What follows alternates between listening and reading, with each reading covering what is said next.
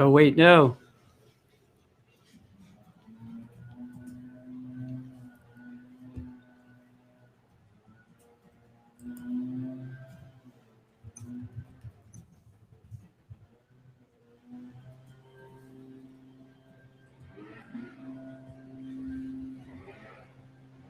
I don't hear you guys. Oh, no.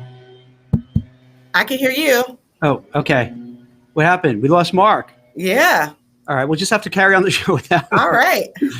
So, Ebony, welcome to, I'm Jack. Welcome to the show.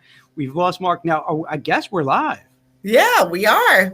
So, tell you what, how about this? Maybe you could introduce yourself Yeah. to what you do, what kind of work. I know you're a clarity coach.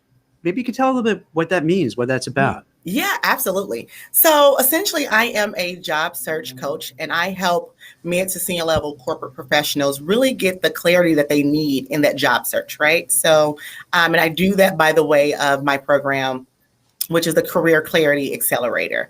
So a lot of times when individuals are looking for roles, right, they typically, they identify a role and then they go ahead and they implement. They just go right to applying for their role. And there's a lot of other things in between that really get missed out and steps that here do I not am. occur. So yeah, there we go. Hi. Here we Welcome back. are.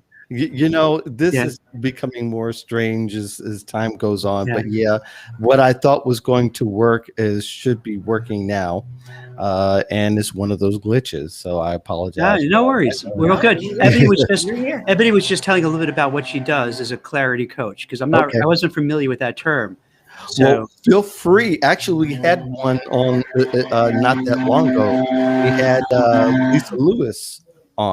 Lisa Lewis Miller on, and she's also a clarity coach. I guess we didn't get a chance to really go into depth with her. So continue, please, Ebony. Yeah, absolutely. So as I was stating, a lot of times when individuals start their job searching process, they're really not clear on what it is they're looking for, right? They will find a role, they find a title, and then they apply. And they miss out on a lot of the components, what I call like the identification stage and then the investigation stage. So I use a 3I approach, right? We have to identify, investigate, and then we implement. So it's a 3-legged stool. And most of the time, individuals, like I said, they find a role and then they apply. They don't really have that clarity about what it is that they really want to do. What are they really looking for in that role? What values are they looking for that company, that they want that company to have, that really correlates with their personal and professional values? And so they get into roles, and in 6 to 9 months, they're ready to find another role because they're like, this job just does not align with who I am, either as a person or as a profession. So then that's that clarity that we really want to do. And then outside of that, right, most people don't take the time to really investigate the organization. So what is the culture like within inside that organization? So we really want to deep dive into those components before we take that step into interviewing, right? Okay. Yeah, that sounds great to me. Sounds good to you, Jack? yeah, so it sounds like what you really want people to do is before they start searching for a job or applying, to really take a step back and maybe work with someone like yourself, Ebony, to see, all right, what do I really want to do? What's my game plan? What kind of company would resonate with me and my values? And to kind of try to flesh that out, all out up front. So then you have a better likelihood of finding that right job, as opposed to like, hey, this job looks good. And maybe it is good. Let me apply. And then before you know it, you're working there, but you realize, gosh, I really didn't do enough homework on it. And I just don't belong here. I don't feel comfortable. Right. Yeah. Absolutely. Because a lot of times individuals are looking for that dream job versus that ideal opportunity, right? And so we really have to get clear on what that looks like. And so I think when we go into the job searching process and we aren't really clear about what we want, then we end up somewhere that really is just outside of scope, and we end up frustrated. We feel stuck. And then that's when you have those people like, well, should I quit, or I want to stay here a year? And it's really not appropriate to leave a job if I only been here a few months and now they're stuck somewhere and it's been 5 years and they're unhappy, right? So if you do that work ahead of time and up front, then you have a higher likely, chance of being successful in that organization.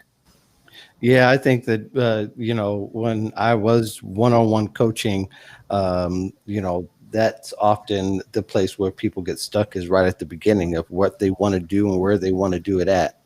But I think at the same time, once people figure that out, everything else becomes a whole lot easier in giving them guidance and direction into what they, so therefore you have that laser focus aspect that that people need and people want, but they just never been able to obtain. Absolutely. It's just like driving a car, right? If you get in and you don't know where you're going, you will end up anywhere. Yeah. Yeah, yep. Very cool. Very cool. Those of you who are listening to us talk and getting to know Ebony, I want you to feel free to join us in the chat.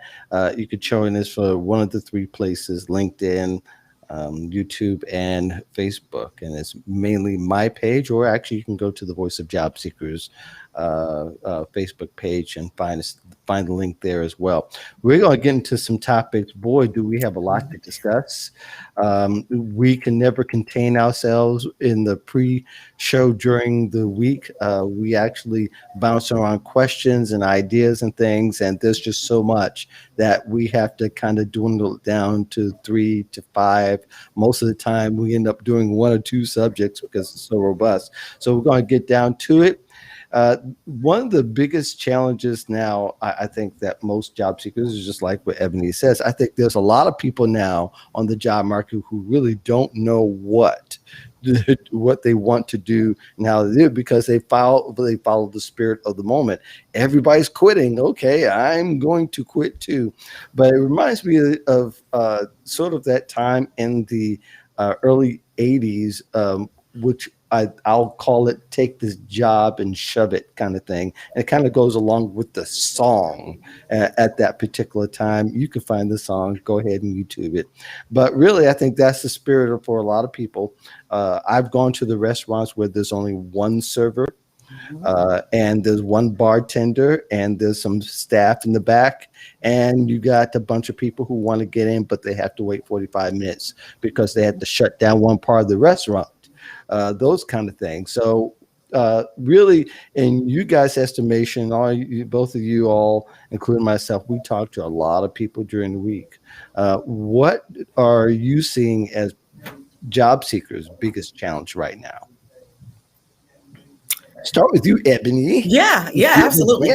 Yeah, so I think that the biggest challenge right now, again, is finding that right opportunity. So depending on what industry you're in, there is an overwhelming amount of positions, right, that you can potentially apply for. So it's like people are usually afraid to narrow in and get really specific on what they want to do.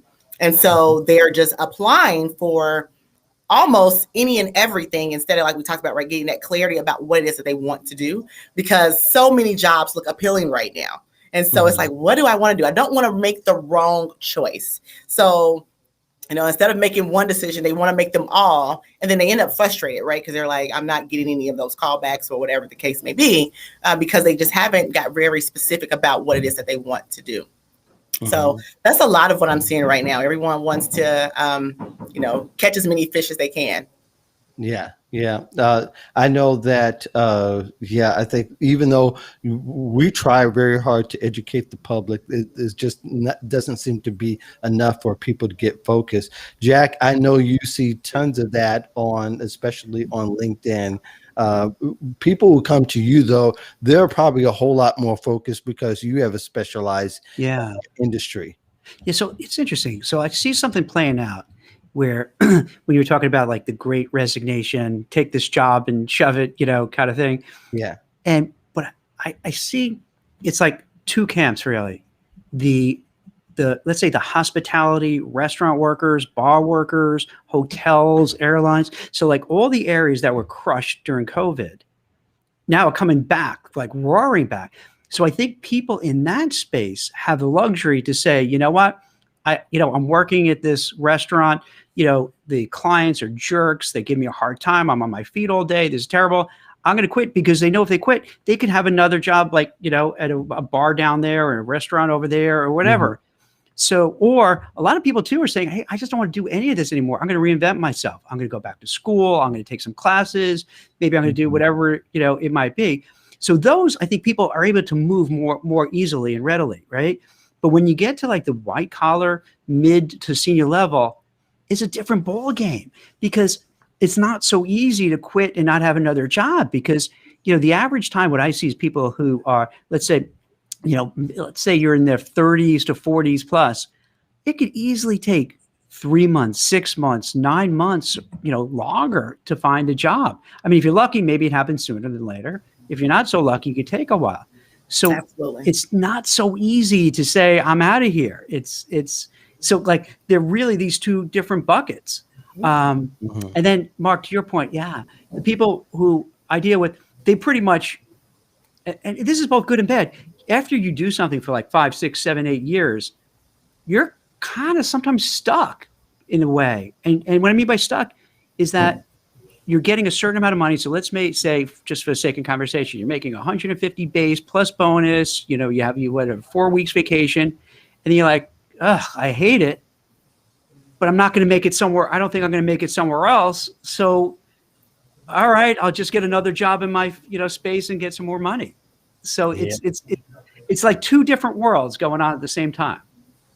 Yeah, there is. And I think it's always been. And I think, I don't know if you read my article from last week or week before, where I talk about as career professionals, very often we tend to give very broad advice that doesn't fit a whole lot of people. Yeah. So, I think it's time, it's not just for us to add context and fit the specific audience, but also it's time for people to understand if that career advice fits them or not. So it's kind of like two-way responsibility in some ways, because there are people who are coming out of the military who are trying to understand our jargon as opposed to their jargon, or people who are coming out of college are trying to understand what people are actually talking about and why would it apply to them or not. And there's just some people who are just following the spirit of the moment. Everybody's quitting. So, okay, so you see this big crowd of quitters going down the street and going, I'm joining them. You see them throwing in the apron in or the smock in or whatever they have on, and they're starting to walk with the crowd, but not realizing that. And I said this last week, that if you don't have good job search ready skills, they're not going to change anything. It's not going to change a thing if an employer requires you to be sharp when you interview, or to have a good resume when you apply online or get referred to hand in. Those things still have to be quality. So even at that, though, you have to have those quality resources. What else have you been seeing, Ebony, as far as what people are being challenged with right now? Yeah, I want to make a quick comment on what you just stated. So I think it's important, like you said, a lot of individuals are choosing to, leave the job market right now. And I think that before people start to do that, you really have to be clear on, again, what it is that you want to do. Because a lot of times you make that move and now you're going right back into like the same type of organization because you have no idea what that is. So maybe you're leaving for, a few bucks more, but you really want to assess, like, what are your gaps? Do you have a gap in your interviewing? Do you have a gap in your resume? Is there a gap in your networking? Like, make sure that you have identified that gap first before you decide to take that leap. Because if you don't, then you will, again, that search can take anywhere from, 6 to 9 months, if not even longer. So it is important that you really are aware of, what is going to be your job search strategy once you decide to exit. Yeah. Right?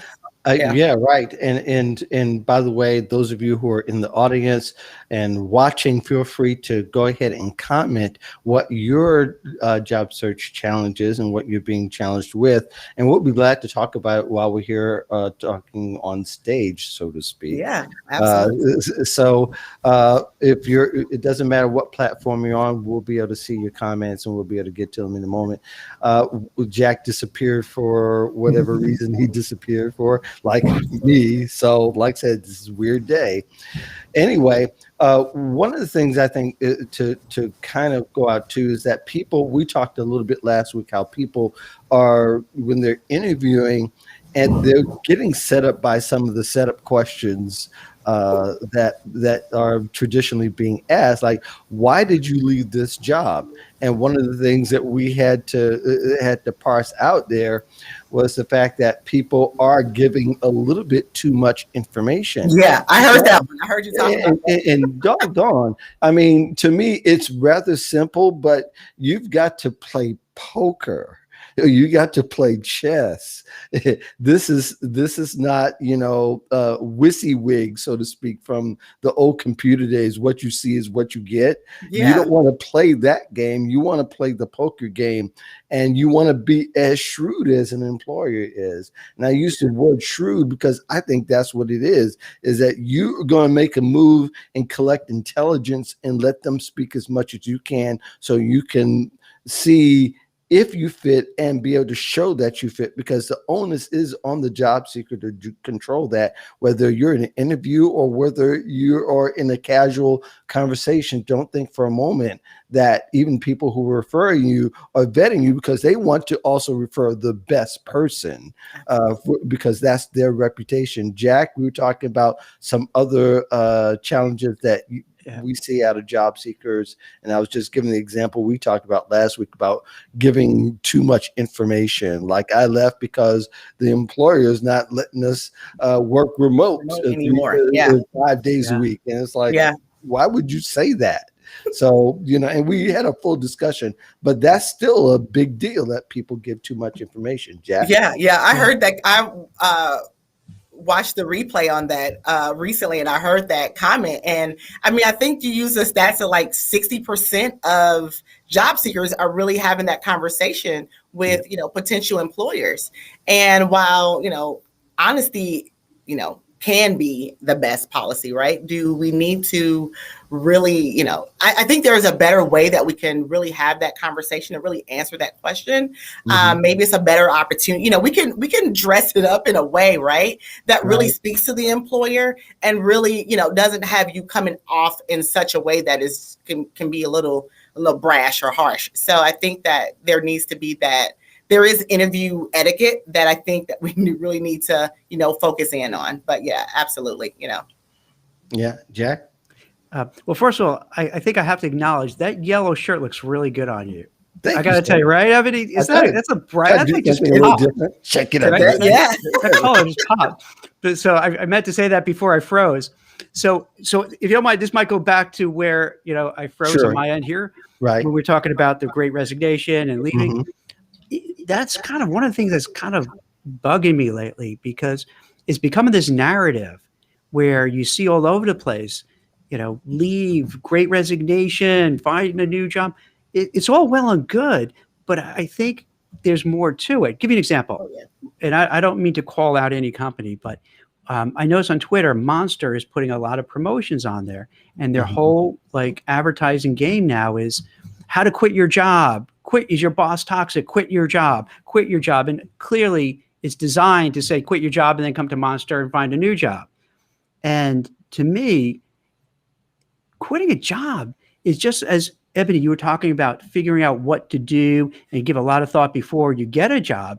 You also want to do that before you leave a job, so that it makes it sound like, oh yeah, this is so easy. Everybody's doing it. Quit your job if you're unhappy. If your boss gave you a funny look or said something mean or whatever, just quit.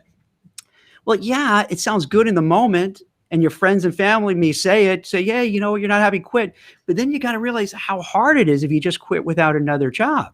You'll feel good for a day, a week, but then time goes on. You're like, oh my God, especially if you're in a certain role that there's not a lot of opportunities out there.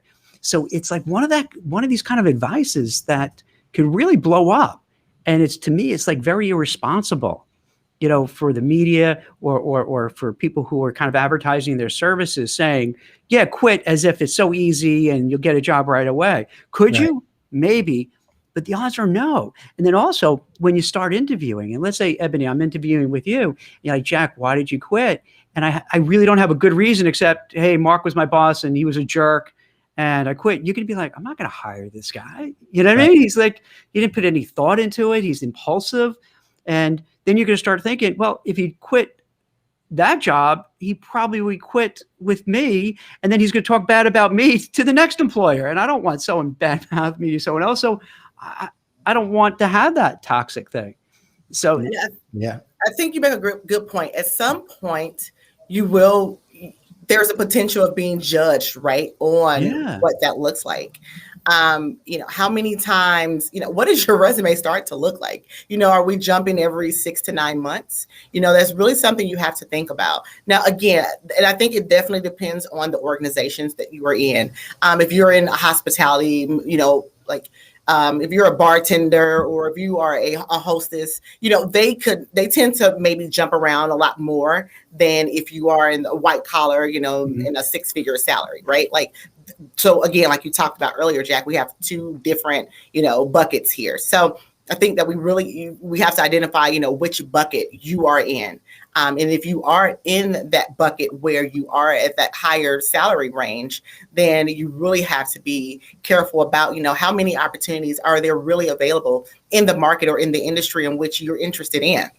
And if you are one of those people who are going to jump, then I think that it's really important for you specifically to really start to use your network, because at some point, when they look at your resume, they start to say, you're going to pass. So, depending on that, you may want to look at, your network and use that approach more so than, the applicant tracking system and having a recruiter look and really be able to talk to that. And this is where, people have their issues or, may not think about cover letters a lot, but this is where cover letters really come into play, because you can really communicate that and really talk about that in your cover letter. Maybe you're not jumping around because you're just wanting to jump. Maybe it's something else, but that's a good place to really have that conversation in that cover letter. But it's also a great challenge that a lot of people can't write good cover letters. True. Now that is true. I would say about 80% of people really don't know how to write something that will intrigue a call or prompt a call. So I find that's very interesting. But one of the things I think that I would even say, I'd rather somebody be really thoughtful and getting all the ducks in a row, and then giving like a day or 2 or 3 notice to quit. Because really the old guard was that you have to give 2 weeks notices, but you really don't in many industries. It's not going to be a big deal. Now, like an industry like Jack is in compliance, maybe there might be some connection, and maybe people are more closely connected. So if you do quit 2 or 3 days, that gets around. But in other industries, not particularly so much. And even if you're in like the engineering or you're in the tech industry, you'll see very often that people are not necessarily giving 2 weeks. They're giving whatever time they have. It's the next week, or I've even seen a few days where people have given, but they're going somewhere. For the job seeker, you want to be going somewhere, not just quit because that is the worst stain on your reputation, is that you quit and you didn't have anywhere else to go, and then you disappear for whatever reason, and it becomes very strange. But any other challenges you guys want to add before we go on the next topic? Yeah, I want to follow up on something that Ebony brought up. When there are all sorts of biases and prejudices, discrimination in the market, and sometimes these are kind of things that aren't talked about much. But when you jump around, and you were talking about that, Ebony, there's definitely a feel from managers, like, why is this person, why do they keep moving? And there comes a point where if you move a lot, you can't even defend them anymore. So let's say you move a couple times. It's Gen Z's fault. It's our sons and our daughters, Jack. Then it's our fault for the Gen Xers for doing that. But so what happens is this. Like, I see this all the time, where maybe someone has a couple moves. That's okay. You can explain it. Oh, here's what happened with this. Here's what happened with that. But then when you start having, 3, 4, 5, it's hard to describe. And then even if you do describe it, think about, Ebony, if like you're the interviewer and I start each one, well, here's what happened with this one. Here's what happened with the other one. You're going to like roll your eyes like, I can't, you know what I mean? It's something, It can't be like 4 separate times something went wrong and it's not your fault, it's their fault. Yeah. So even if it was, let's say it was all someone else's fault, the company's fault, you're going to be like, why am I going to take a chance on this? Let me just interview somebody else. So that's a big problem when you do it. And this ties in what you were saying something earlier about the clarity. So what ends up happening, you leave for not the best reason because you didn't think it through the same way you didn't think through finding a new job, and you want to get the heck out of where you are. So you don't do your homework, you don't have the clarity, you don't speak to a career coach like Ebony. So you just jump into the next one, and then 6 months later, you're like, I hate this job. Yeah. Let me suck out, a year, and then I'll leave. But then you leave a year, but your resume starts looking really bad. Yeah. Really bad. And lots of times what happens, the hiring manager won't tell you to your face, oh, you jumped too much, you're out. Because it's awkward to say that. So they're just like, oh, thank you very much. It was a pleasure meeting you. We'll be in touch. And then the candidate doesn't even really know that the reason is because of all those jumps. Yeah. Yeah, absolutely. Yeah. And I think that there can definitely be reasons to leave. Oh, yeah. But I think that we definitely have to think through our reasonings. Mm-hmm. Like that is just so important. Again, like if you're in I'm using 6-figure, but if you're in a 6-figure salary or higher, I think on average, they said for every $10,000 you make, it takes 2 months to find a role or something like that. So you think about that, right? Like it could take you, a year or so to really find something. So I think you really have to evaluate your situation. Everyone's situation is different. And it's really important that you evaluate that. And not just for yourself, but of course, if you have a family, like you really have to take that into consideration and, talk to whomever. And I always recommend that people have a board of directors to really bounce those ideas off of before you make such a critical move in your career. Because the thing is, your personal life and your professional life are very intertwined. So you may think that you're leaving, I'm just going to leave and find something else. But then you find yourself really, they say what desperate times calls for desperate measures. And you could really sense that desperation when someone is interviewing, when they're like, this is really my last chance, or this is the only interview I have on the table. And you're really trying to force yourself in somewhere that may not be right for you. Yeah, I think absolutely. I think, Ebony, it probably would even make sense for people to have a checklist before they quit, so rather than do something in the heat of the moment, have like a check, like, okay, did I try to speak with my boss? I would say, like, for instance, one of the main things you should do is just speak with your manager and just see if you could reconcile and see, like, why is there a disconnect? Why am I unhappy? Why am I dissatisfied? And have an open dialogue to see, like, maybe there's something can be done. And I think if you do it without any anger, resentment, or blaming, but just like, let's sit down and talk, all of a sudden they could turn everything around because they could say, Jack, I never knew you felt that way. I thought you were happy with what you're doing. I thought my management style was okay, but I hear it's not. Let's work this out. I value you as an employee. Stay here. So it could really be a benefit. Or maybe it doesn't, but then you have a different game plan. Say, okay, I've tried to speak with my manager. I'm not getting a promotion. I'm not getting a raise. I'm not getting a bonus. Then you kind of have that checklist. Say, you know what? It does see all the signs I have to leave. But then I would not say just leave right away. Play the game, show up, do your job, covertly look for another role. Don't tip your hand. So this way you could do it on your own without feeling forced to do it. And if it takes, like you were saying, if it takes a month, 2 months, 3 months, that's okay. You just show up to work, do your job, make like everything is great. I know this sounds really harsh and weird when I say it this way, but that's what it is. You play the game, and this way, then when you get that offer, you're like, hey, polite. Hey, Mark, thank you. I've learned so much with you. That was great. I really appreciate this. Thing fell in my lap. I wasn't even looking. I'm glad to help you. Leave on good terms. Boom. Which is so much better than just quitting in anger and I'm out of here. And then you have all the other stuff that may not work your way. Mm-hmm. Yeah, I actually have an article I wrote several years ago, which is called 12 Items to Include on Your Pre-Job Checklist.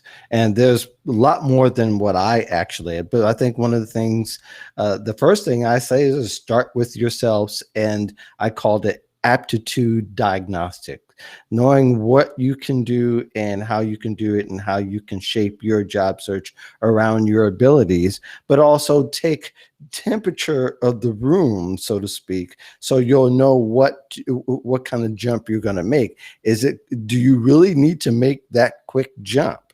Has your job gotten that far? Or maybe you can hold out just a little bit more so that you can strategically plan and execute.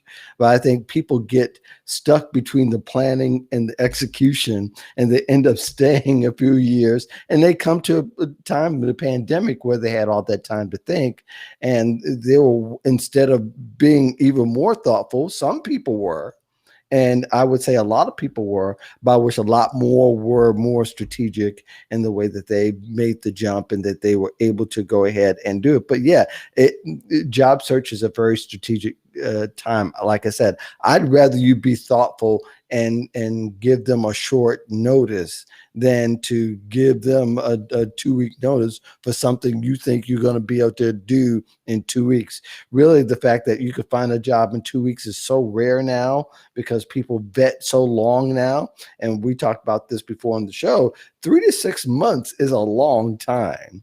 And I mean, for a lot of markets, not all markets. In the restaurant business, you can probably make a jump sooner, a whole lot sooner than 3 months. I bet you can even make a jump in 2 or 3 weeks at this point because a lot of them are desperate.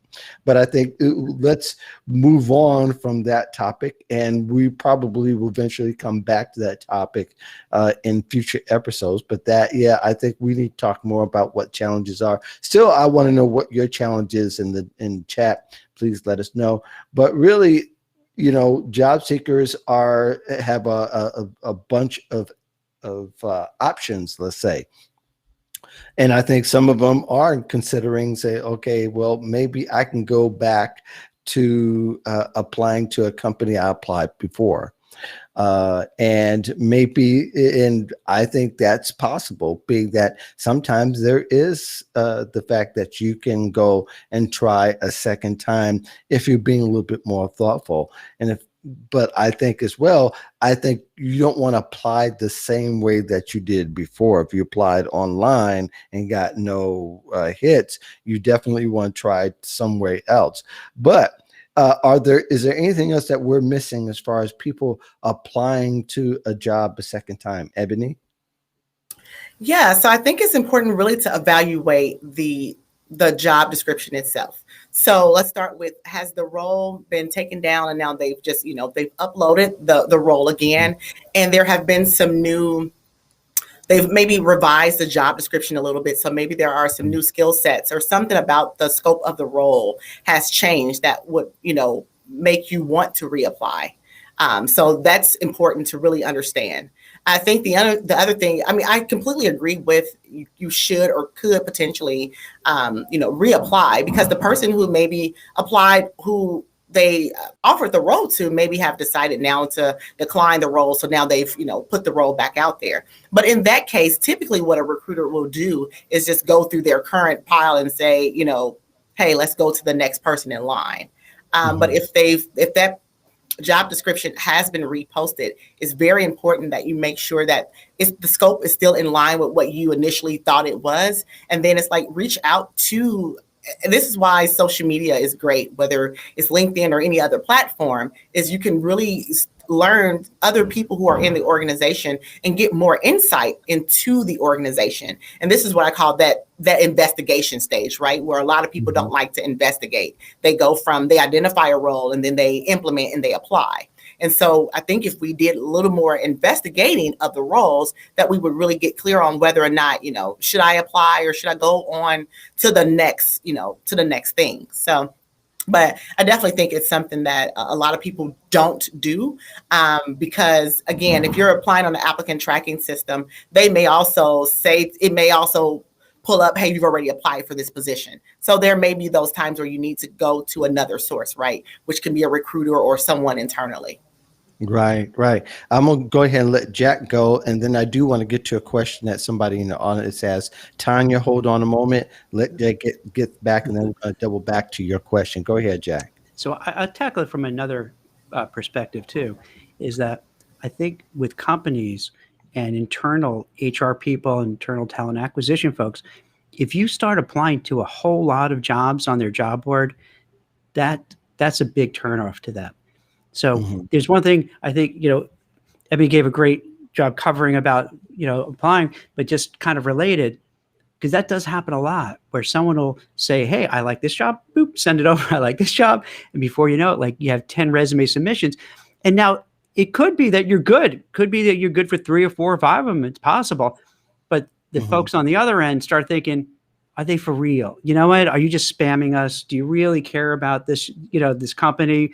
And then they're going to just presume you're doing this to all other companies. You're just going there, spamming it with your resume and going to another company and doing it. So I think, yeah, you could apply to the same job twice for sure, because all the reasons Ebony mentioned. It could be applied to another job or so if you're relevant. But if you do too many jobs, it kind of leaves a bad taste in their mouth. You mean too many jobs within the same company? Exactly.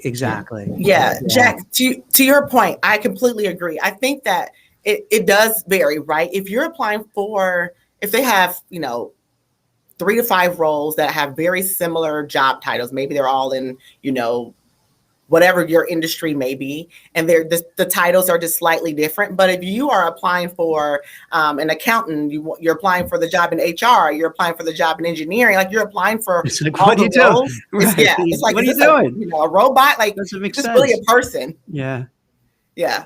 I think and that's where that clarity comes in, right? Again, because sometimes we can't just go off of what the job title says. We really have to understand the role itself. So sometimes you may apply for multiple roles within an organization, because while the job titles do vary, or maybe one is an individual contributor and maybe one is a manager or a director level role, like there could be that in like a family of positions. But if that is the case, completely different, right? You say, well, I mean, I can be the individual contributor. I can also lead that team.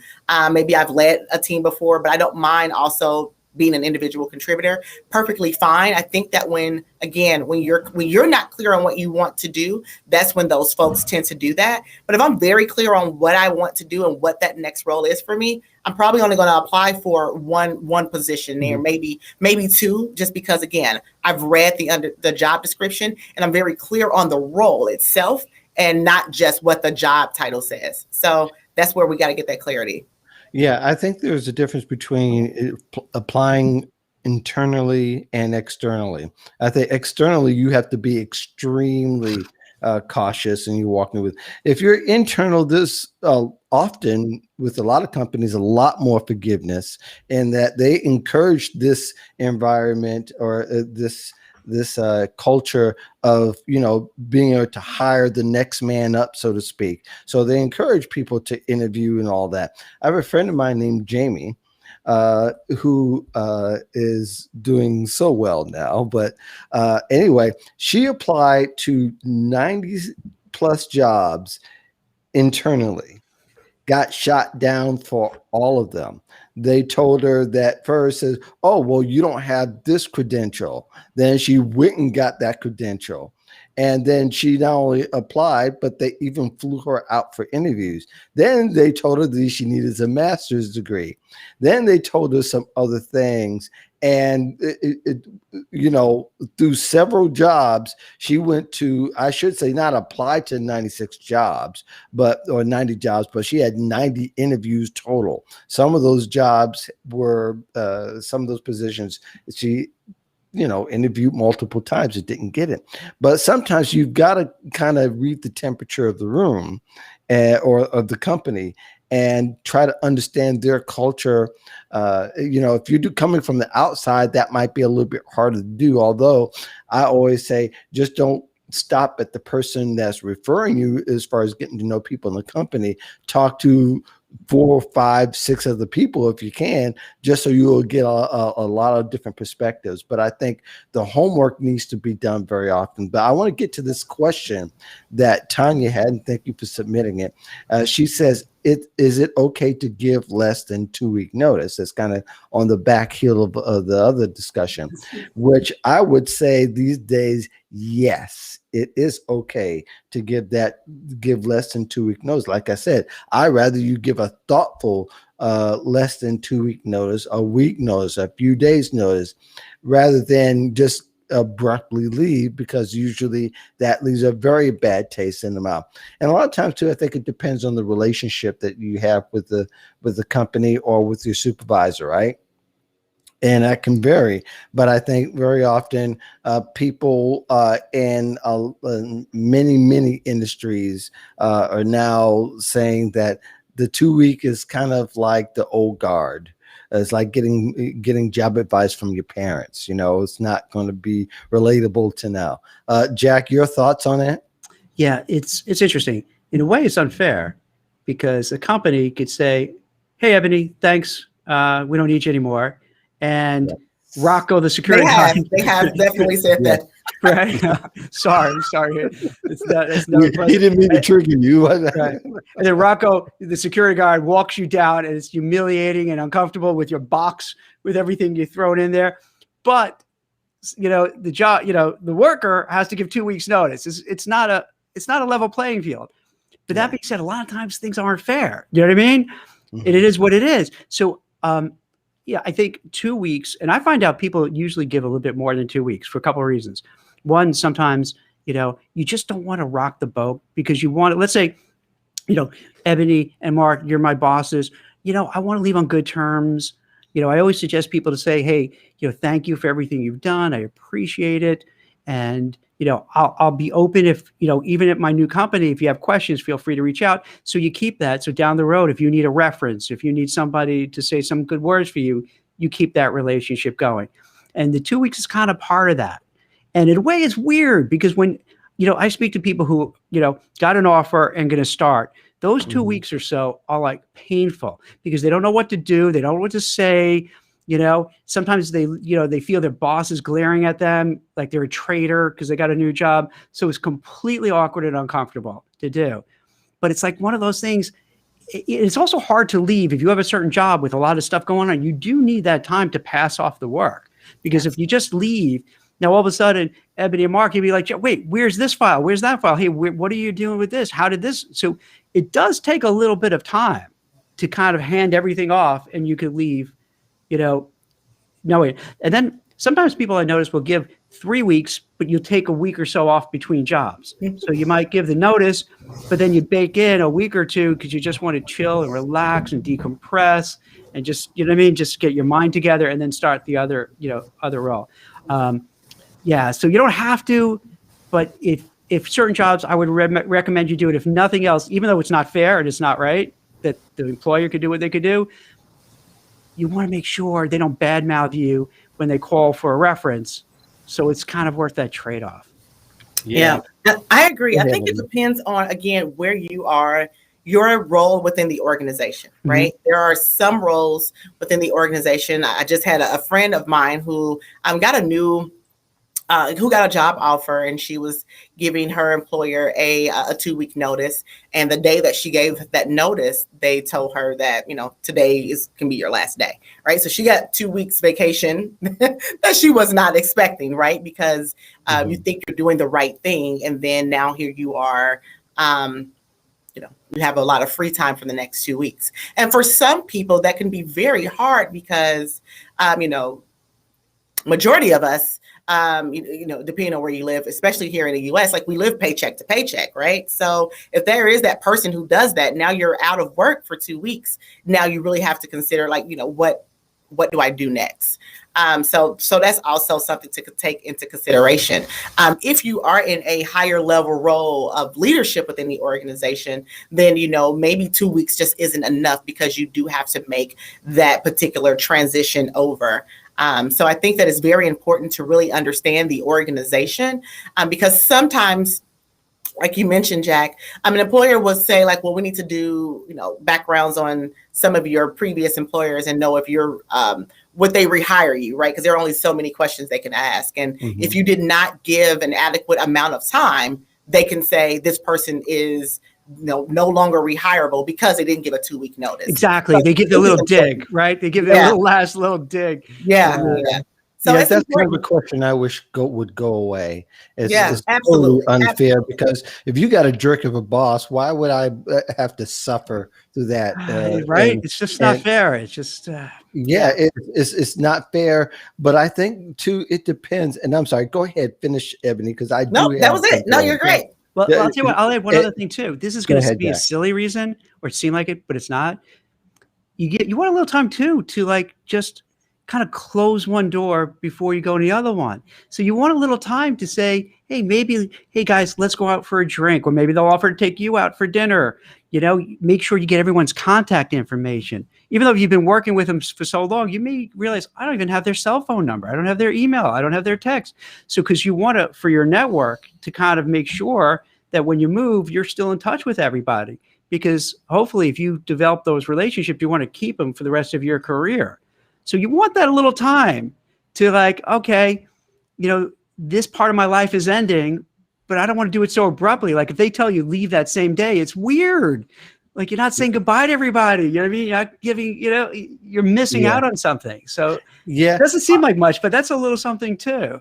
Yeah, there could be some discussion around whether I think, people look at, quitting and resignation a whole lot differently now, from going from platform to platform, than they have before. I think a lot of it is still kind of old school. And we got to get rid of the misnomers that go along with it. As we say, it's not fair, that you can tell me to go jump in the lake, and I have to do it right away. But if I tell you that it has to be 2 weeks. Yeah. I had an experience where my management job, where I was not happy at all with my boss. My boss never liked me the moment she walked through the door. How's that possible? Come on.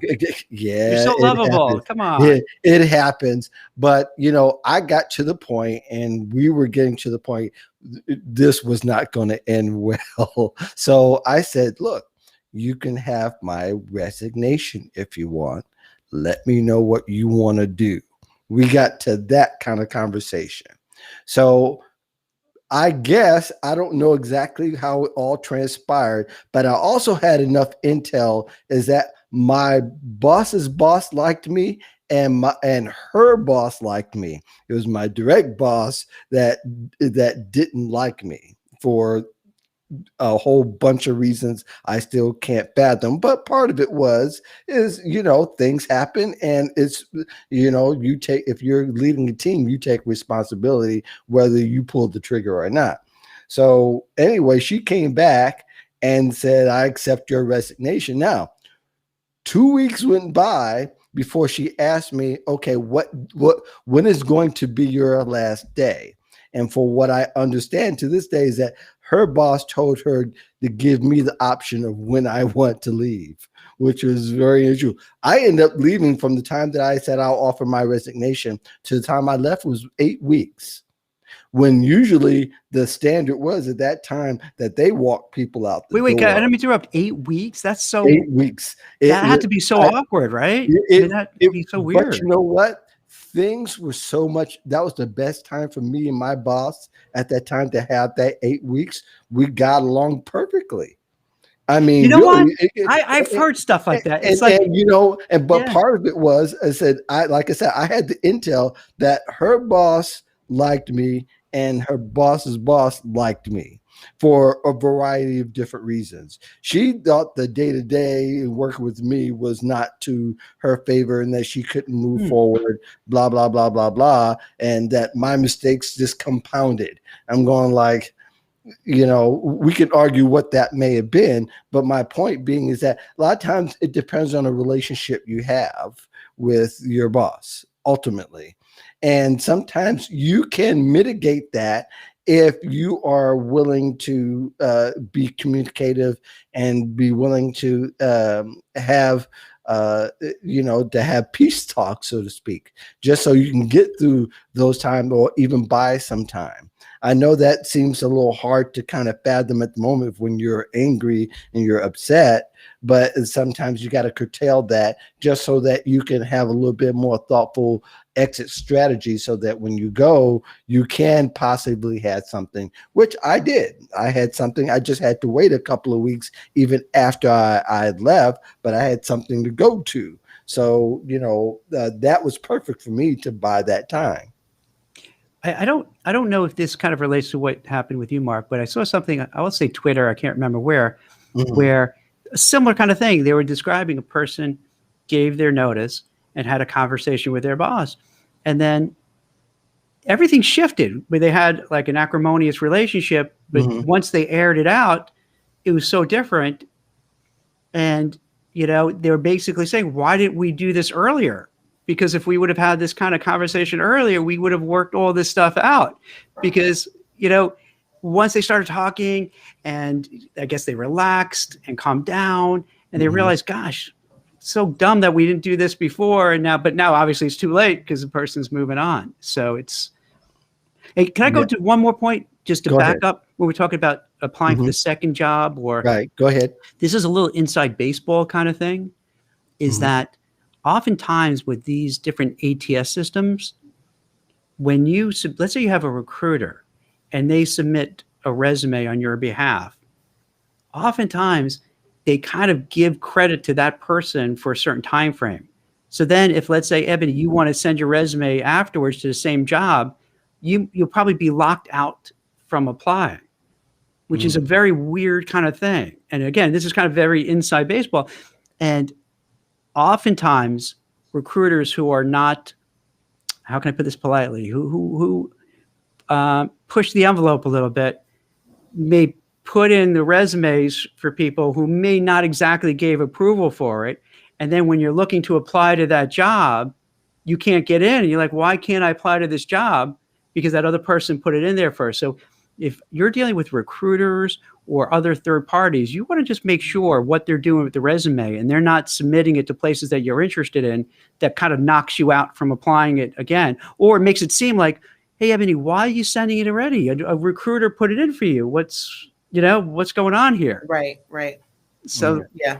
No, I agree. And I think that's a very important topic that you bring up, because I think you really have to think about it. Like if you're applying for a role through a third party, right, recruiter, or in that position is also open internally, right? You can apply on their website, or the third party recruiter, right? Someone reached out to you also. So and that can be a little tricky if that is happening. Absolutely. So that brings up a great point. I think that the one thing that you want to look at too is if that position has been reposted, is that job requisition, which most companies will have a requisition number. If that number is different, then you can more than likely apply again. If that requisition number is the same, then your resumes, you won't be able to, you'll be locked out, right? So, and a lot of people don't look at their requisition numbers. And I always tell people to track that number, because if you have a recruiter internally, you can say, hey, I applied for this position. The rec number is, you can reference that back to them so that they can go in there and see that and answer any questions that you may have. So I always tell people, if you have that requisition number, like keep track of it on your job application tracking list that you should definitely have. Yeah. I know that Jack has got to pull out of here because he's got to get ready for his 1:00 Future of Work show being live streamed on his channel. Anything else you got going on, Jack, that we should know about? Just doing, you know what? I mentioned this before, Mark. The good thing is, the market's picked up.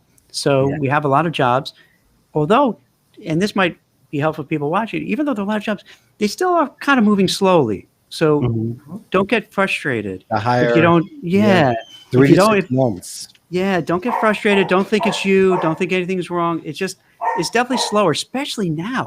See, I'll leave it with this too.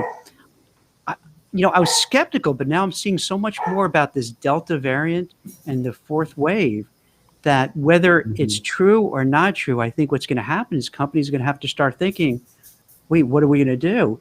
We wanted to bring people back in the office. Maybe we can't. Maybe we got to keep them remote. So I think that's going to be another curveball for companies who aren't sure, gosh, if we have to worry about this, do we really want to hire people? Let's just wait and see what's happening. Yeah. So if you're looking, don't get stressed if it's not happening right away and think there's a problem. It's just, there's a lot of these quirks that are going on right now in the marketplace that are out of your control. Yeah, listen to the industry, but I know you've got to go. Okay. Good luck for your show 1:00. Okay. Thanks, Ebony. It was a pleasure meeting you. Thank you. You too. Have a great day, guys. Yes. Bye-bye. Yes, and Ebony, thank you so much for joining us here. Absolutely. We loved having you, and likely you're going to be asked back. But I think one of the factors we had have a great perspective is that Jack, being a recruiter, can give us all the inside goodies, and Yeah. that you can also give us the inside strategies. So that's been the compliment has really worked really well. What else have you got going on that the people should know about?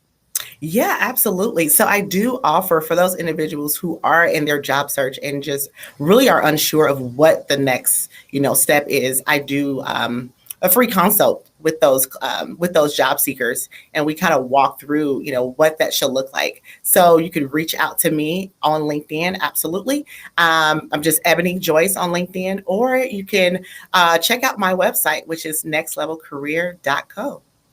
Yes. Well, thank you very much. I think I might put the .com in here. No, I put the Nope, you .co. did it right. Yeah, you did. Yeah, I did. So, it's very easy to put that M at the end. it is.